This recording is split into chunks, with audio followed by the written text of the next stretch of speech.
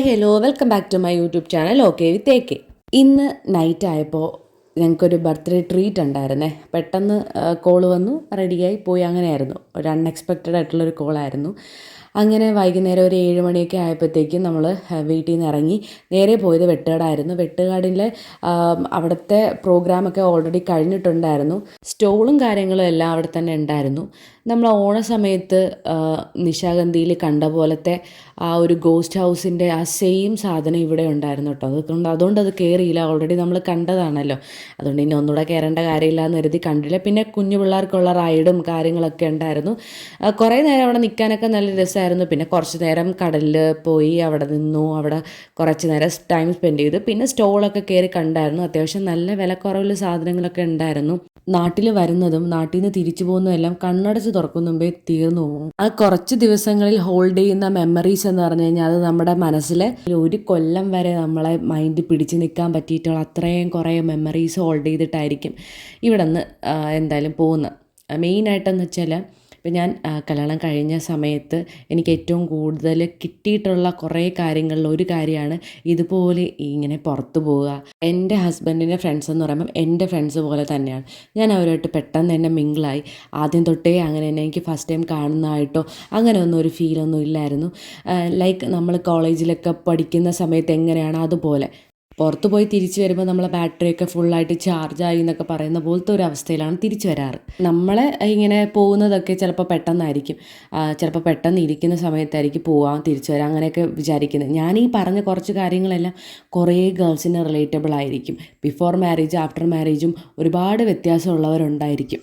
ഞാനീ പറഞ്ഞ കാര്യങ്ങളെല്ലാം ആർക്കെങ്കിലും റിലേറ്റബിൾ ആണെങ്കിൽ എൻ്റെ കമൻറ്റ് ബോക്സിൽ കമൻറ്റ് ചെയ്യണേ. ഇപ്പോൾ സ്റ്റോളുകളിൽ കണ്ടുവന്നിട്ടുള്ളതെന്ന് വെച്ച് കഴിഞ്ഞാൽ ഈ പഴയ നമ്മൾ പണ്ട് യൂസ് ചെയ്തിരുന്ന സാധനങ്ങളൊക്കെ അവർ ഈ സ്റ്റോളിൽ കൊണ്ട് വയ്ക്കാൻ ട്രൈ ചെയ്യുന്നുണ്ട് കേട്ടോ. ഞാനിപ്പോൾ ഇടയ്ക്കിടയ്ക്ക് കാണുന്ന മിക്കുള്ള സ്റ്റോളിലും അങ്ങനെ വയ്ക്കുന്നുണ്ട്. അതിപ്പോൾ കൂടുതലും സ്വീറ്റ്സാണ് ഞാൻ കണ്ടിട്ടുള്ളത്. പഴയ കാലം നമ്മൾ കഴിച്ചിട്ടിരുന്ന, ഞാൻ ഓൾറെഡി ഒരു വീഡിയോയിൽ ഇട്ടിട്ടുണ്ടായിരുന്നു പഴയകാല മിഠായികളും കാര്യങ്ങളൊക്കെ വെച്ചിട്ടുള്ളതും അങ്ങനെയൊക്കെ. അപ്പോൾ നമുക്കത് കാണുമ്പോഴും അതൊക്കെ ഒന്ന് വാങ്ങിക്കാനൊക്കെ നമുക്ക് തോന്നും.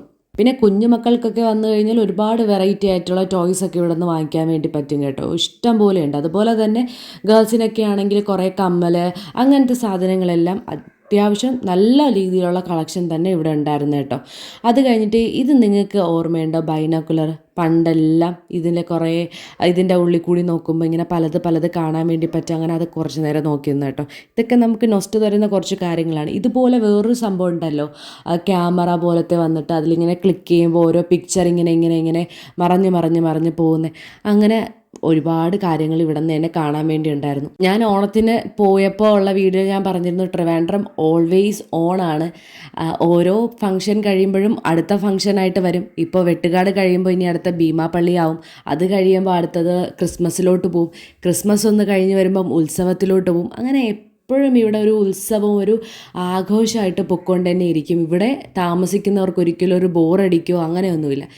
നെക്സ്റ്റ് പോയത് ഞാൻ ഏറ്റവും കൂടുതൽ വെള്ളം ഇറക്കി വന്നതും എൻ്റെ ലൈഫിൽ ഞാൻ ഇത്രയും ഇമ്പോർട്ടൻസ് കൊടുത്തിട്ടുള്ളൊരു ഫുഡെന്ന് പറഞ്ഞാൽ അത് കുഴിമന്തിയാണ്.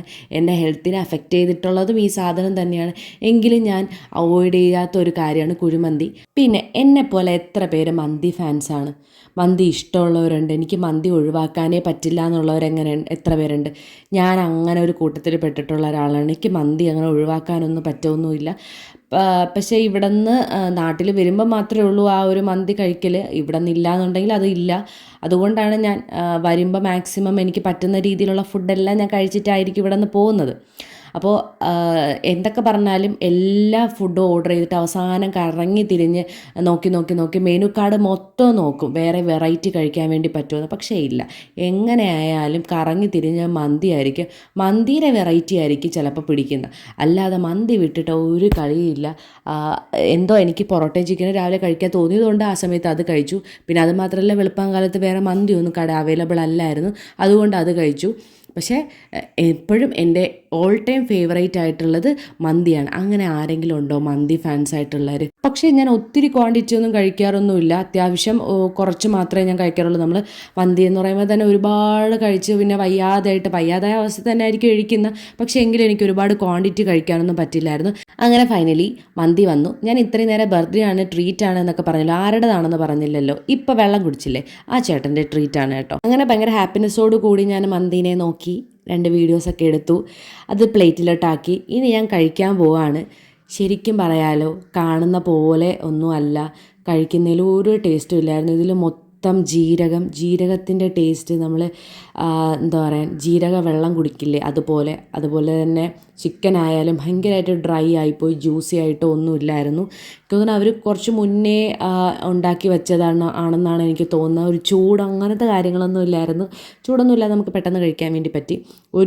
എൻ്റെ ഫേസ് കാണുമ്പോൾ നിങ്ങൾക്ക് മനസ്സിലായല്ലോ, ഒരിക്കലും ഒരു നല്ലൊരു ടേസ്റ്റുള്ളൊരു കാര്യമൊന്നും അല്ലായിരുന്നു. പക്ഷേ എനിക്ക് പറ്റുന്ന രീതിയിലൊക്കെ ഞാൻ കഴിച്ചായിരുന്നു. അങ്ങനെ ഇന്നത്തെ വിശേഷം ഇത്രയൊക്കെ തന്നെയായിരുന്നു. ഇതെല്ലാം കഴിച്ചിട്ട് ഞങ്ങൾ നേരെ വീട്ടിലേക്ക് പോയി. അപ്പോൾ ഇനി വരുന്ന വീഡിയോസിൽ ഞാൻ ബാക്കി കാര്യങ്ങളെല്ലാം അപ്ഡേറ്റ് ചെയ്യുന്നതാണ്. അപ്പോൾ എൻ്റെ ചാനൽ ഇതുവരെ സബ്സ്ക്രൈബ് ചെയ്തിട്ടില്ല എന്നുണ്ടെങ്കിൽ എല്ലാവരും ചാനൽ സബ്സ്ക്രൈബ് ചെയ്ത് സപ്പോർട്ട് ചെയ്യുക. നെക്സ്റ്റ് വീഡിയോയ്ക്ക് വേണ്ടി വെയിറ്റ് ചെയ്യുക. നെക്സ്റ്റ് വീഡിയോ വരുന്നവരേക്കും ബൈ.